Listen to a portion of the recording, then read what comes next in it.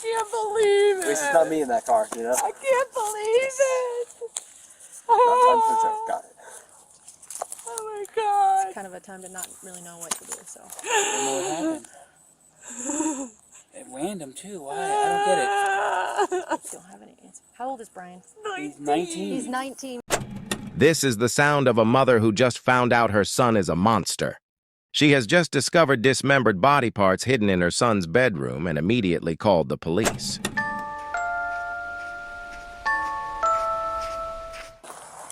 How much? Cooperate. I am going to cooperate. Okay, so parents have some concerns of some stuff they may have found in your room? Yeah, I believe so. And what would it be? A human head and hands. Like, for real human head and hands? Yes. From? That fellow who went missing recently. Which fellow was that?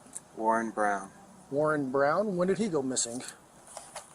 The night of the 27th. The night of the 27th? Okay, and how did you end up with him? I murdered him. With what? A knife. Why would you have done that? I've always wondered what murder felt like. It's March 2021 on a sunny, crisp winter Colorado afternoon. This gentleman speaking is 19-year-old Brian Cohee. He's confessing to a murder, although you wouldn't think it with the lack of emotion. Now let's take this story right back to where it all began.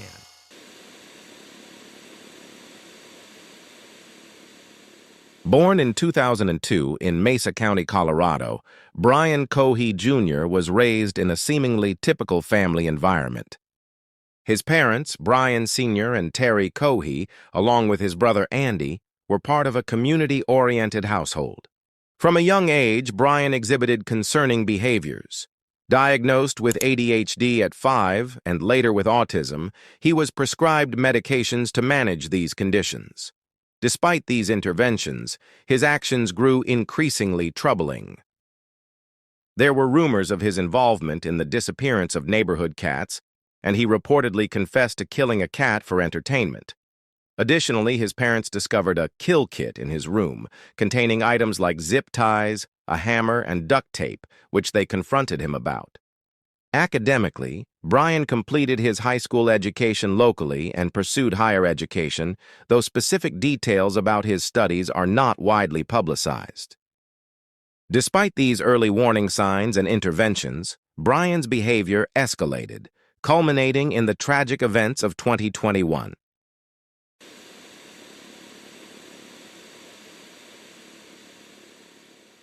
In late February 2021, friends and community members grew concerned when Warren Barnes, a 69-year-old man, who was typically a consistent presence downtown, went missing. Their worries intensified when his wallet was discovered near the Colorado River, an area he seldom visited. This next clip is a local business owner talking to police about Warren. You guys would see him. He walks Main Street. He's always. Brett probably knows him if he's talking to him. He's always on Main Street, just with his backpack, just walking and coming down to the shop to sit in his chair, pretty much. How do you know Warren? I own Monique's Bridal downtown, and I give him a chair to sit and read his books.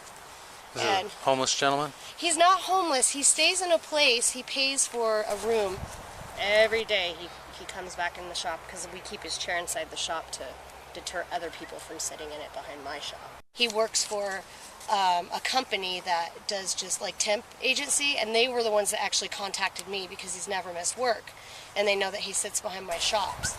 So every morning it's around 6? Yeah. Without fail? Without fail. 7 days a week? Yes. He is there every morning.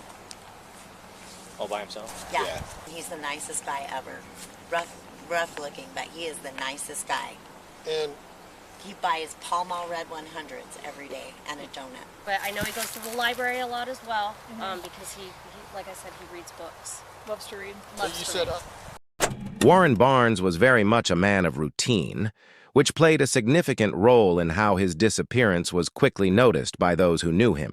The temp agency he worked for immediately raised their concerns. what raised concern with you today to report him missing? Because the place, people already called to see if I had seen him because he didn't show up for work, and he's never once not shown up for work in the 4 years he's been working for them. So I said no, and that I hadn't seen him since Saturday. I don't know. I just have a really bad feeling because it's unlike him. And that's the weird thing is I said, I'll see you tomorrow. He said, I'll be here. I'll see you tomorrow. And then I didn't even think about it when he wasn't there, really. Does he ever have anybody sit and read with him or No. next to him? Mm-mm. Does he mention talking to anybody? No, he doesn't associate with a lot of the like transients because he's not like them. He's very intelligent. Like I don't know why he's homeless. I never really got into like why he chose, you know. I'm sure you asked him. Did he ever talk about his family or where he came from? So he has, I believe, at least one child, but they don't talk. Okay. And he said that they talk maybe once every 3 or 4 years on a holiday, but that he hasn't spoken to So he them, probably didn't go for a visit. No. He wouldn't have, and if he was, he would have told the people ready place he wasn't going to be there for work. He was very all about having that so he could afford his place to stay. With no known family to turn to, Monique takes it upon herself to begin searching for him. She shares a photo of Warren on her Facebook page, urging others to keep an eye out.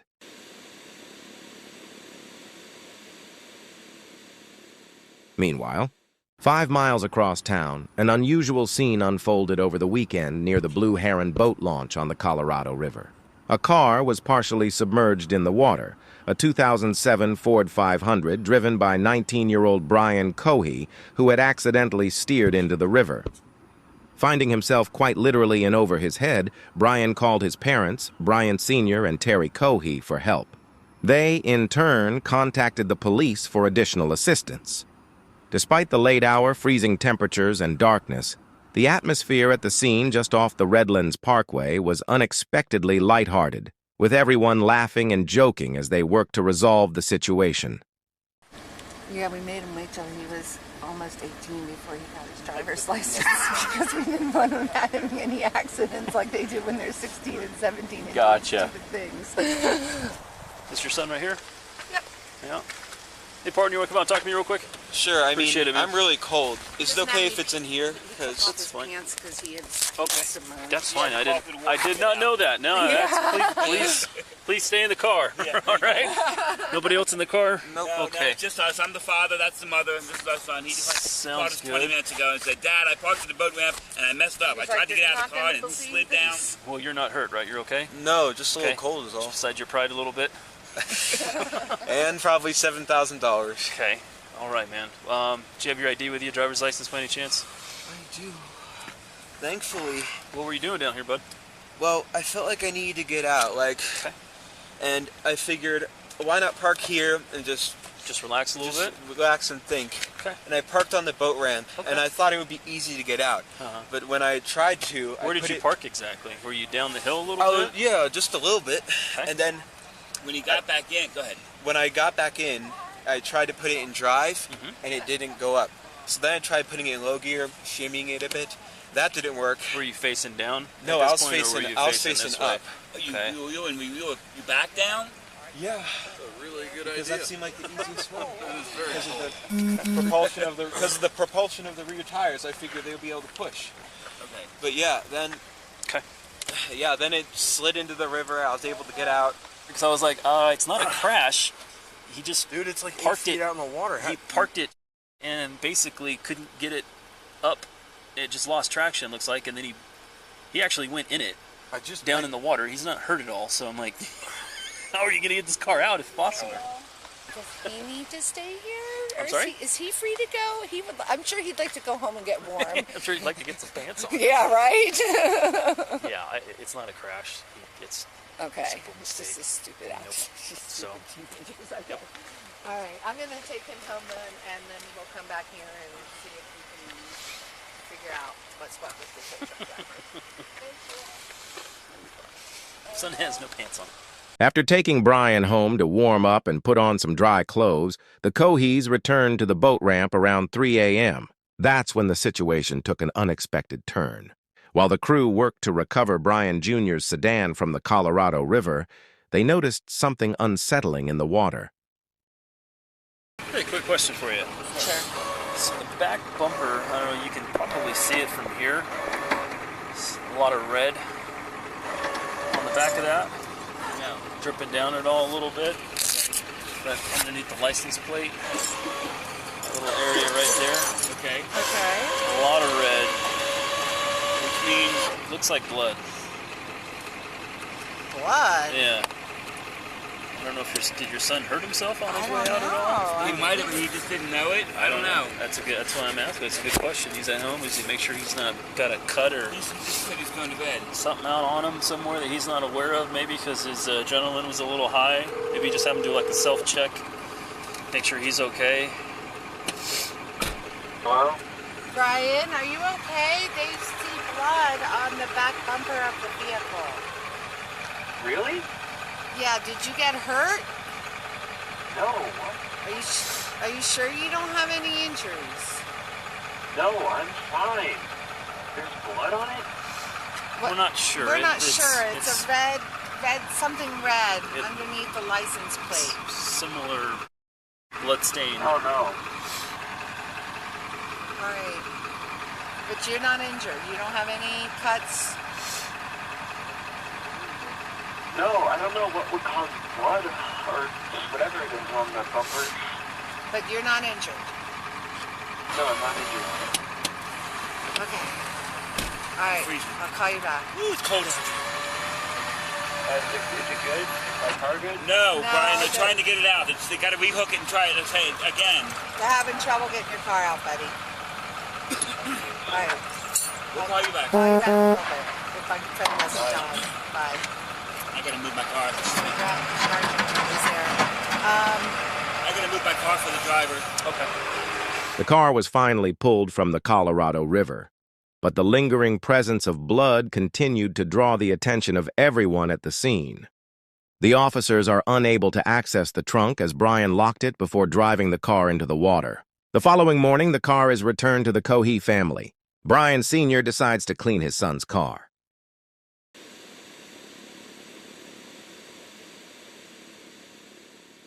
So I'm like, okay, I get this car started for Brian. He's got to work. So right away, I popped the hood, unhooked the battery, because it was dead, tried to charge the battery. I started going through the car, vacuuming out all the water. Right.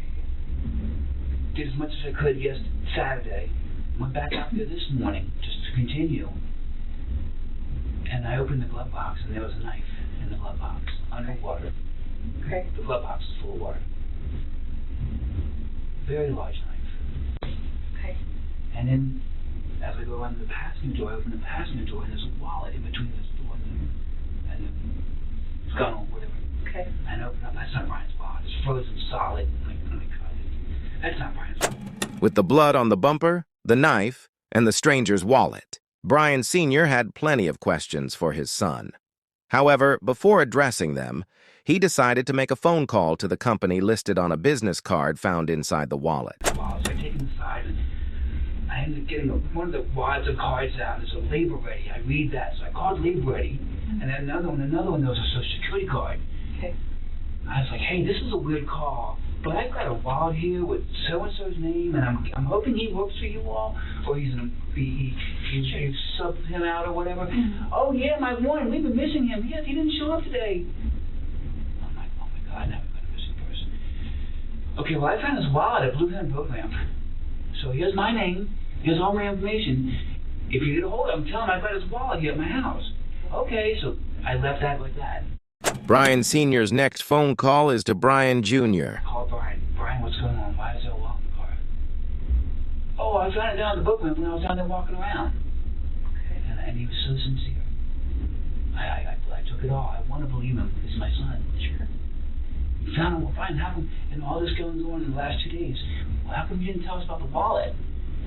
Dad, I was just so excited with all the going on. My car getting towed because it's wet now. It won't start. I just didn't think about it. I didn't think it was important, Dad. I'm like, Brian, who is this one, whatever guy? Mm-hmm. Dad, I swear to you, from the bottom, I only know one. He's my school friend. It's not him. I believe him. Unaware of what's unfolding, Brian Sr. remains oblivious as his wife, Terry, who runs a child care facility from their home, makes a chilling discovery in their son's room at nearly the same moment. And then I started working on my house, doing some drywall repairs, just doing other things. Left the car alone, didn't let it dry out. My wife called Get over here right now. Drop everything, leave right now. 111 is John. What's the address emergency? Hi, there is an emergency. I found something in my son's closet wrapped in a plastic bag. Okay, what was it? I think it's a human head. It's a what? I think it's a human head. Why do you think it's that? Because it looks like it's all an ear. Is it bloody or does it like anything like that? I just told you to come. So I had to take a picture and send it to you. What's the address? Is your son there now? He just pulled up. We wanted to make sure he was here before we called. How old is he? 19. He's had a little bit of a fascination with the morbid, but he was channeling it, I thought, into becoming a crime scene investigator, but not so much. Do you think he's going to be cooperative with us? I don't know. I don't think he'll be violent. Just came back from his friend's house. Does he have any weapons in his room, or do you guys have any in the house? I don't know. I think that he has a shotgun, but we can certainly remove it immediately before he gets in his room. He's out by the car now, so. Is the bag still in the closet? No, it's in my kitchen sink. And there's a secondary bag that I have not opened. Mesa County Sheriff's deputies respond to the Cohee residence on South Broadway. By this time, all children from Terry Cohee's daycare have been picked up. At the end of the gravel driveway, Brian Sr., Terry, Brian Jr., and Andy await the officers. Okay, so parents have some concerns of some stuff they may have found in your room? Yeah, I believe so. And what would it be? A human head and hands. Like, for real human head and hands? Yes. From? That fellow who went missing recently. Which fellow was that? Warren Brown. Warren Brown? When did he go missing? The night of the 27th. The night of the 27th? Okay, and how did you end up with him? I murdered him. With what? A knife. Why would you have done that? I've always wondered what murder felt like. Okay, where did you do that at? Underneath the bridge. Which bridge? The one past Okay. near the weird intersection. Okay. Do you have anything on you that's going to cut, poke, hurt, stick me anything without reaching for nothing? Don't reach for nothing. My phone and my wallet, that's okay. it. Well, I'm going to have you face that way. Put your hands on top of your head for me real quick. I just want to make sure you interlace your fingers for me real quick, all right? Go ahead. Phone? Okay. How do you know this guy? They told me that that was what was in the wallet. What do you mean that was? No, Brian, how did you come across this How'd guy? you come across the gentleman? I was driving, Uh-huh. and I saw a strange shape near the railway. Uh-huh. So I parked my car and investigated it, Okay. and I found it to be a man sleeping. Okay. Where's the knife at? It is in my sunken car. Well, it's in my car. I had that previously I sunken. have, this is going to be an and I'll take it from there. Okay. So, did that happen when you crashed your car? Or is that totally different? That's related, but a different event. Okay. How's it related? Well, when I killed him, I tried disposing of his body by putting it in the river, but Okay, I parked too low in the river. And Where's the rest of his body at? Huh? Where's the rest of the body at? What parts? The body, Brian. Where's his body? Down the river. Okay. I'm gonna have you walk over here. You're gonna sit in the back of my partner's patrol car for a minute, okay? Not yet. Okay. Just sit back there and hang out for me, okay? At 6'1" and 200 pounds, 19-year-old Brian Cohee is polite and cooperative, though slightly awkward. As a female, Mesa County Sheriff's officer helps him into her patrol car. How are you? I'm good, sir. How are you? You said your name's Brian? Yeah. I'm not feeling too well. You're not feeling too well? All right. No, these past few days I've been very, very anxious. That's understandable. So what we're going to have you do here is I'm just going to have you sit in the back here, okay? Go ahead. I'm going to turn on the air for you in a second. That way you're not too hot. Are you a hot-blooded or cold-blooded kind of guy? I am very cold-blooded. I prefer cold. Well, no, actually, sorry, hot-blooded. Hot-blooded. So you prefer the cold. Okay, fantastic. All right. So hop in here. I know you're tall, so it's a little bit of a tight squeeze, but like I said, I'll get that air on for you. Sorry about that. It's all right. Meanwhile, the male officer enters the house to confirm Terry Cohee's 911 claim of a human head in the sink. Can you walk me inside, please? Let's walk you off through what happened in the very beginning. Okay. Let me do it. You go inside. Well, let's stay out here with me for a minute. Sit down. Come on, sit down, baby. Can I go in there and verify here Oh, first? yeah, please. Let me We go haven't through seen that. it. Yeah, we Okay. haven't looked at it. It's under the towel in the sink. Okay. Yeah, Andy, I...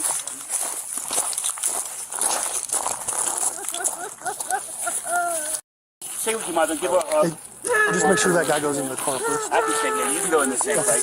Well, The sink okay. right there. No, you can Yeah. House is empty. Okay. We had a bad feeling about what happened this weekend. Okay. She said there's a bag in this closet, and she opened it up, and she called me and said, get over here right now. I covered it with a towel. Okay. I didn't want him to see it because we didn't want him to run. I don't want to look at it.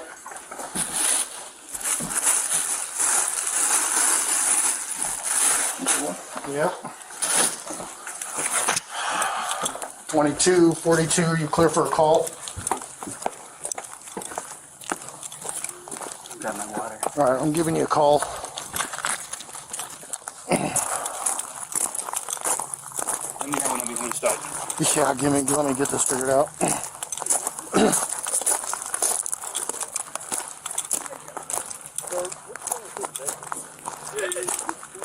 Oh, yeah, you might want to call investigations. So, oh yeah, he already, I asked him what was going on, he said I killed the guy.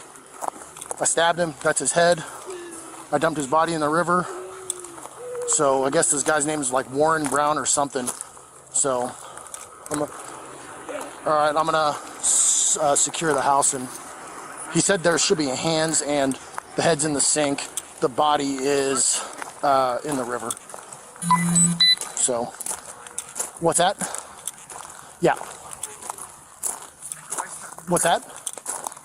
Oh, does it sound by my voice that it looks real? It is. So, okay. After confirming the head is real, Brian Sr. then gives his account of what happened to officers on the scene. He left Friday night, late in the morning. Our phone rings at my house. Dad, this is Brian. My son Brian. Same name, same birthday, January 10th. My firstborn. My car's stuck in the river. Wait, what? So we go there and he gives us a song and dance, how it was a full moon, he wanted to pull down to the water. And next thing you know, since it's a one-wheel drive, he tried to put it in reverse and the car started sliding, and next thing you know, he ended up in the river. So we get there to pick him up, we call the police at 2 o'clock in the morning. My son put his car in the river. So they called a tow truck company. We called 4 tow truck companies, couldn't get the car out of the river. Where's the saw car? blood all over the bumper. Where is the car? So we towed it to Scotty's to have it, see if they could fix it.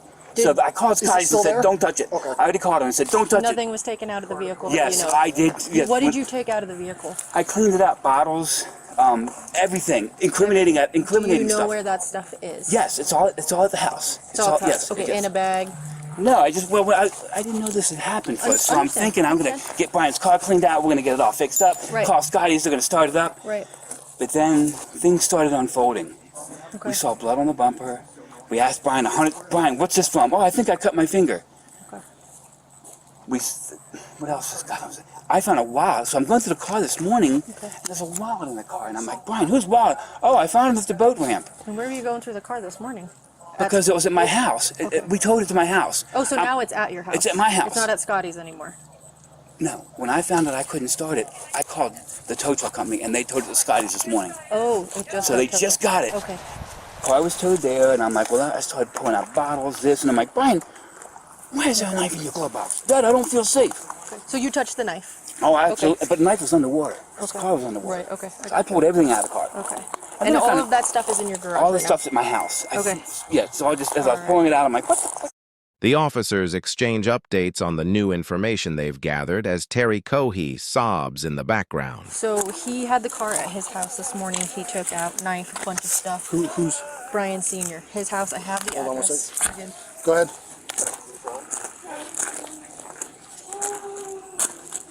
I copy. So I told him we'd hang tight until investigations came, and then he can take them there where all the items are. Go ahead.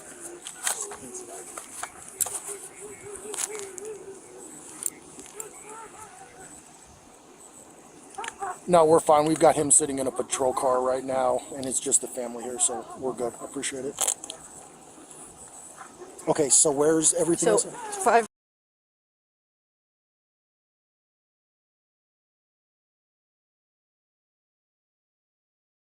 he had the car at the house this morning. He pulled the knife, all sorts of stuff. He said there was blood all over.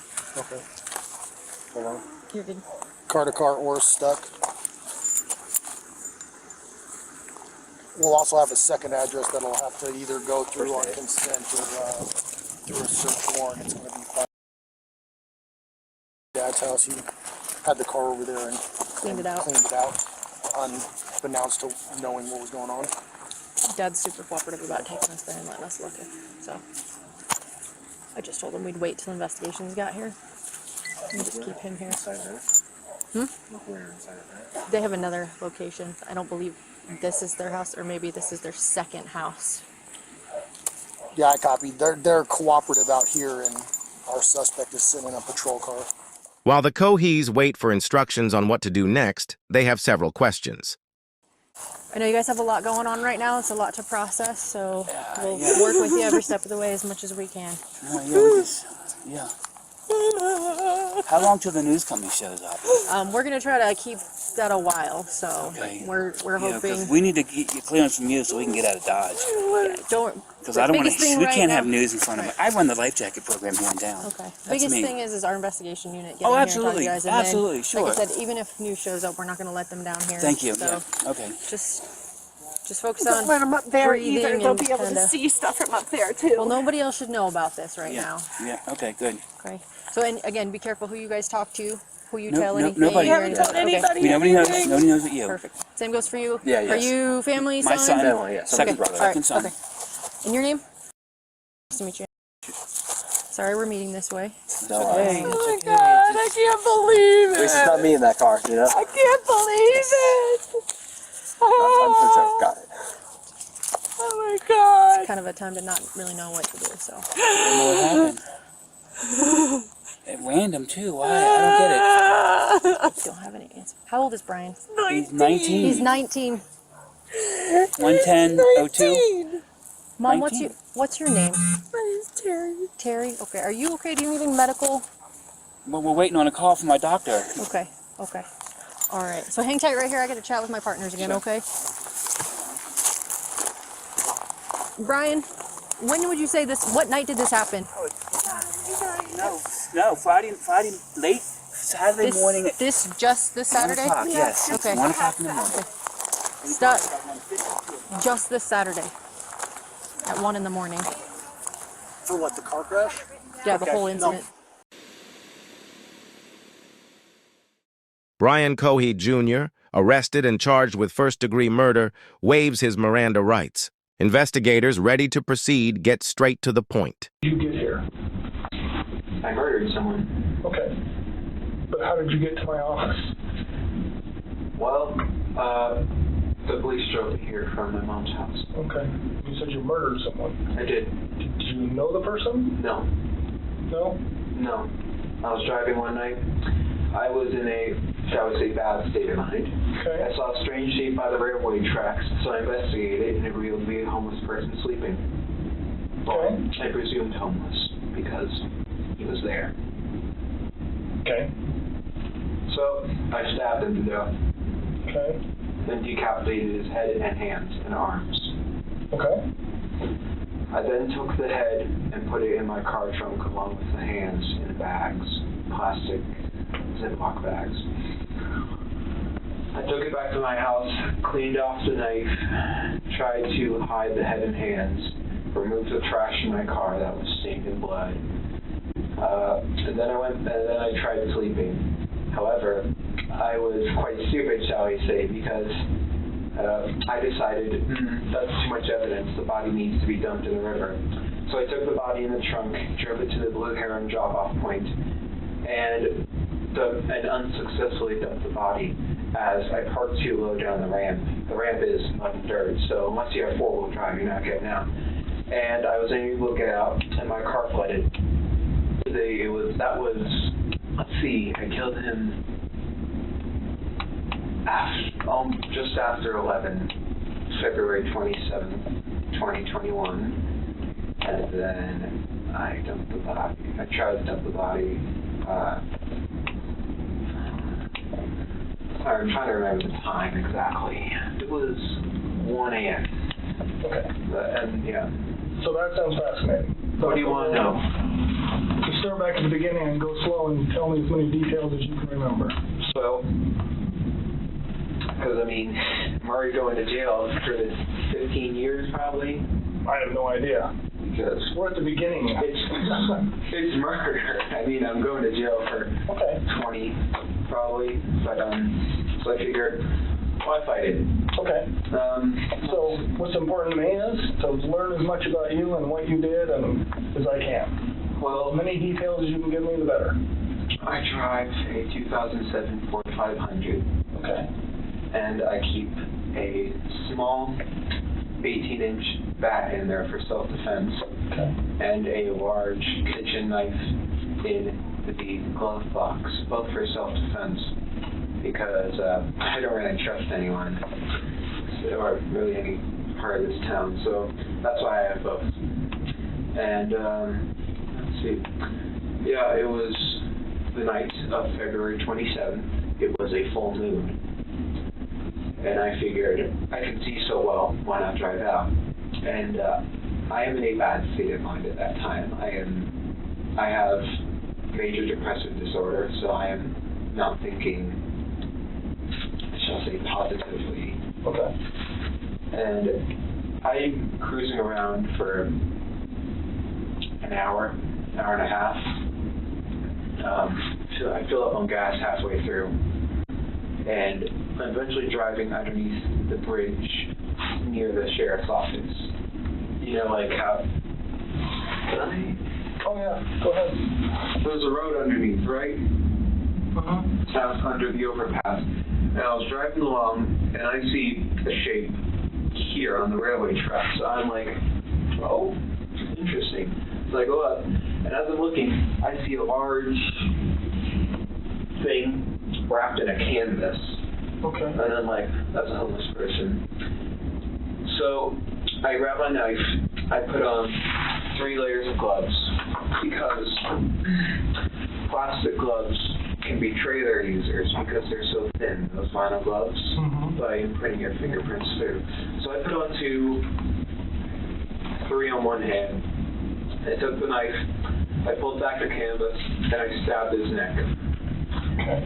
He was panicking at first in his old man voice. He was in his 50s. I know why I call him old man. He was saying, "What are you doing? What are you doing? Why? Ah!" And I just kept on stabbing his neck. This is okay if I do a demonstration. Oh, yeah. This is him. I was strapped on top of him like this. Okay. And he couldn't fight back. It was actually surprisingly easy. I was barely breaking a sweat. I thought, oh, this guy, he's going to be tough.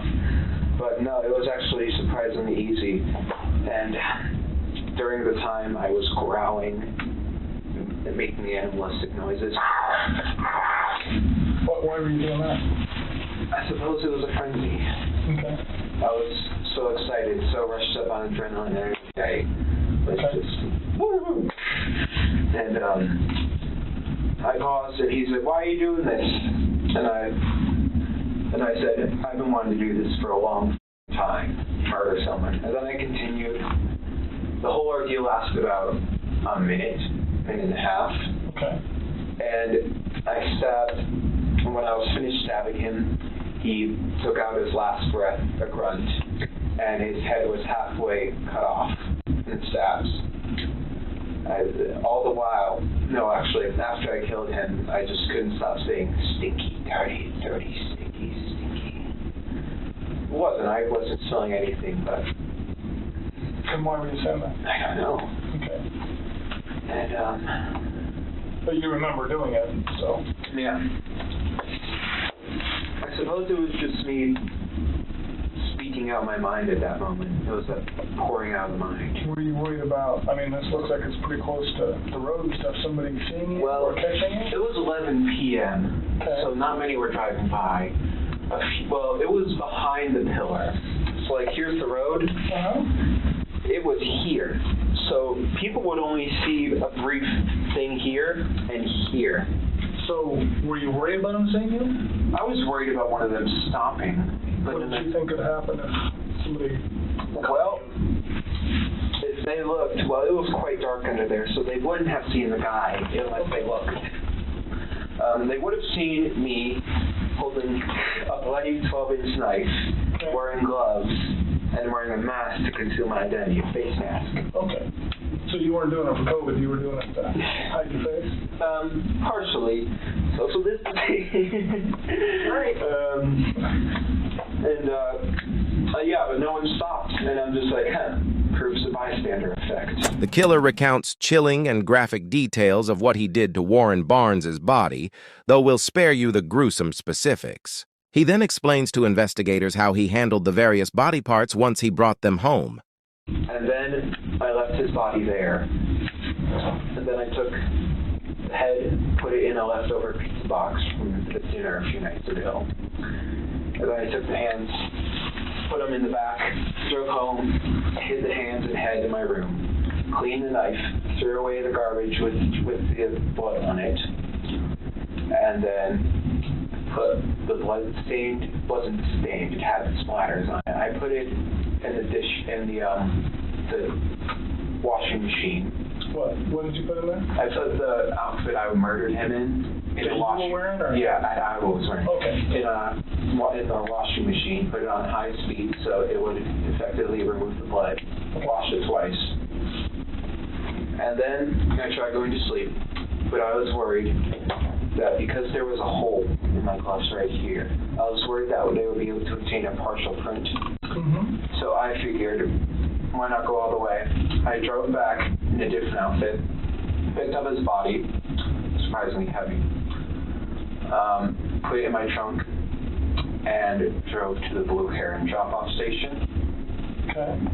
I parked, so it's like this, right? So let's say this is the ground. The ramp is quite steep, and you need to have four-wheel drive to pull out of it. Okay. And my car didn't. I thought, so I pull in, I thought that I could drive out, because I put it in reverse, A, so that it's easier to pull the body out, and B, because the back tires would provide propulsion to push up. Right. And I open the trunk, I take his body out, I put it in the water, and because I don't want fingerprints on a body, so I just try moving it with my shoes. That works successfully. He goes out some part in the river and floats off. Okay. God knows where he is now. Investigators are still curious to get to the bottom of Brian Cohee's state of mind at the time he committed the murder. And you talked about you were just kind of in a bad space that night. It was, yes. Okay. Why were you in a bad space? I didn't take my medicine. And plus, for years, I was wondering what murder would feel like, because you read, like, Ted Bundy and the Zodiac, they all say murder is the best feeling in the world. So I'm like, I'm going to try that. Okay. So for some time, I had been wondering when it would happen. I always knew I would be in this building, whether it was as a criminal or a police officer. Okay. Because I was planning to go in the military, go into forensics. Okay. All right. And how long do you really, honestly think you've been thinking about really at some point you wanted to know what murder felt like? A year. Okay. All right. And you said you read books? I read books. I have a book on forensics. Okay. Did you read the book, the Ted Bundy book? No, I have not read the Ted Bundy book. Okay. I probably have seen excerpts. Have you seen little comments from it or things like that? I'm not sure what book you're talking about. The one you mentioned, the whole stuff about Ted Bundy. A lot has been written. No, it was on the internet. Yeah. Okay. All right. All right. And Pete has studied him too. So crazy. You seem more like Ed, who had Ed Gein. No, Ed in California. Big Ed. Ed Kemper. Yeah. Studied him? You remind me of Ed Kemper. I know of him. He was a Goliath. He was 6'9", 300 pounds. So can I ask you a question? Almost all those people did this for some sort of, whether they had sex with the body or it was some sexual gratification in their mind? Criminology, there's different types of... I'm not a serial killer by no means. But with serial killers, there's different types of them. There's organized, disorganized, visionary, missionary. I'm just wondering what gets you excited about doing it? Well, I'm not really sexually attracted to it. Okay. I was just asking. It was just curiosity, more or less. And you said you studied criminology and forensics and all that? Not college study or school study. It's like a passing interest. I understand. But what were you worried about, like leaving evidence behind or being caught? Totally. So tell me about that and what you did then. Well, I was figuring the police don't. This is not to be taken offense, but police, they don't seem to care as much about high-risk individuals, homeless people, prostitutes, etc. So I was deliberately looking for someone who lived that type of life. Okay. And I found a homeless person, and the original goal was just leave him there. But I was worried about the fibers on the outfit I was wearing that would be on his clothes and stuff. So I deliberately messed up the clothes. Okay. Not cutting them up, just throwing them around. And I was worried about just how long it would take to find him, because it's a somewhat traveled road. Eventually someone with the windows down is going to smell something off. The police have a nose for that type of thing. They're trained to be able to identify the smell of a corpse. So that's where the river idea came from, because a river will wash away a lot of evidence. Rivers are quite tricky. And obviously that was botched. So how long have you been planning or looking for someone to do this with before you found this guy? About a year. About a year? No, 6 months. So have you come close or seen somebody or chickened out or anything in the past? No. I mean, I was looking for a deliberately secluded place like that one. I wouldn't just go up in Clifton and find someone walking down the street and stab them. No, that's too public. Everyone sees that. Well, have you looked like at the homeless places or anything in the past? I have, yes. I would go on night drives often, maybe once every 2 weeks. And I'll just peruse the streets. Okay. So before this guy, how close had you come in the past? Not at all. Not at all? You just drive around? Yeah, look, just try and find someone. Is anybody interesting? No. In your mind thought of a plan? Well, occasionally when you see girls walking down the street, I take a glance at them, because it really is like Ed Kemper, where half of me says, well, I'm quite inept with women. I'm being honest, I'm no Casanova. But half of me says, I want to take that girl home and make her feel nice. And the other half of me, it's just like what Ed said, is I want to see what her head looks like on a stick. And so occasionally when I'm driving down the road, if I see someone that catches my eye, I'll just like... Were you worried about getting caught while you were doing it, or before you did it? I was worried about afterwards.